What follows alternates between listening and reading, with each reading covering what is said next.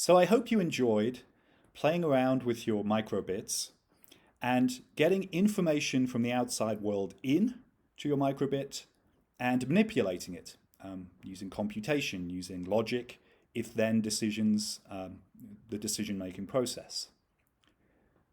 So I set you 5 possible tasks. Here are my 5 solutions. You may have things that resemble my solutions. There are other ways of doing it, so you may have slight differences. Notice that each of my solutions is embedded in a pink block, which tells the microbit to only do something when some input occurs, such as when a button is pressed or a pin is pressed, or in one of these blue forever blocks. That means that the microbit is always constantly monitoring what is happening, and when the logic is met, it will produce the desired result. So for example, I asked you to, when button A was pressed, display the temperature in degrees C. And I said to do this 3 times scrolling across the screen. You may have had to look in the loops drawer to find a way to do this 3 times. But let's see the result when button A is pressed. I push button A and the temperature, 21 degrees, is displayed across the screen 3 times. You'll notice an up arrow is also being displayed, but we'll get to why that is at the end. That has nothing to do with this particular block. I also asked you to do a little bit of math, a slightly different form of computation. I said, when button B was pressed, display the temperature in degrees Fahrenheit, and that to do this you'd have to multiply by 9 divided by 5 and add 32. You may have noticed that you have to get your math in the correct order. Notice here that the 9 divided by 5 is embedded in one block, a little sub-block, little white line here, and the plus 32 is then embedded in the wider block. It happens at the end. So this will execute first, times 9 over 5, and then the 32 will be added. And that's just to do with manipulating how you place your numbers. So let's see what happens when button B is pressed.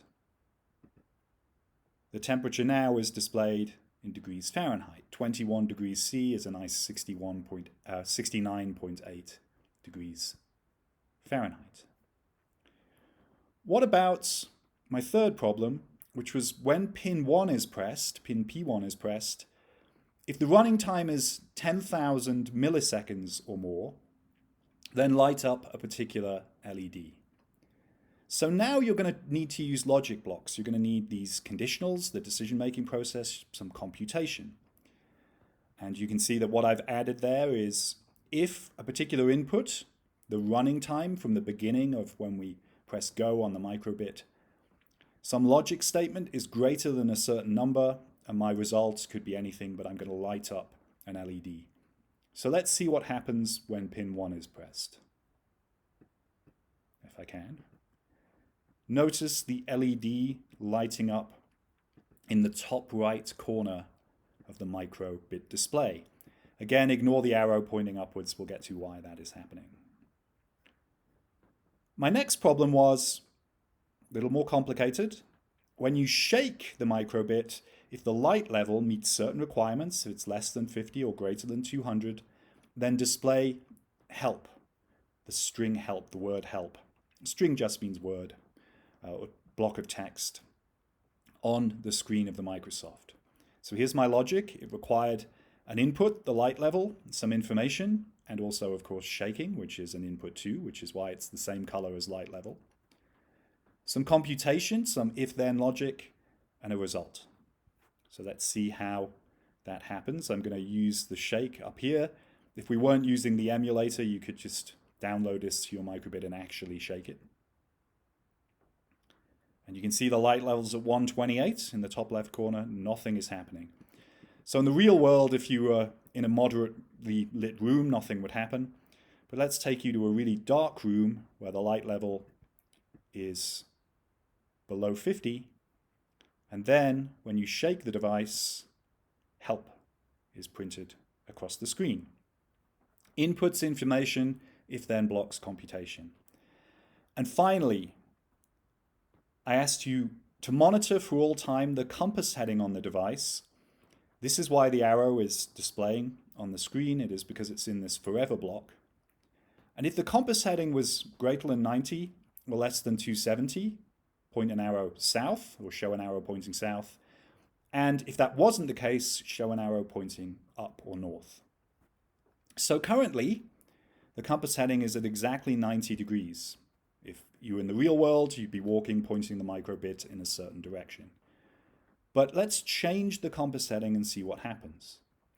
If we change it to between 90 and 270, the arrow points down. And if we change it to not between 90 and 270, the arrow points up, down and up. Notice that the exactly 90 degrees where we started, exactly 90 degrees is not greater than 90 degrees, and so the compass heading is pointing up. It's the else statement. Greater than 90 shows south, but it's not greater than 90. It is 90, and therefore it's showing north. It's showing up. So I didn't expect you necessarily to get all of these, right? If you did, extremely well done in the time that we allotted you. But I hope this gives you a feel for how inputs to your device, what is pressed, light levels, moving your device, combined with some logic, if certain conditions are met, then execute, can give you some results, can make your microbit behave in a certain way. And I'll build on this concept in my next tutorial.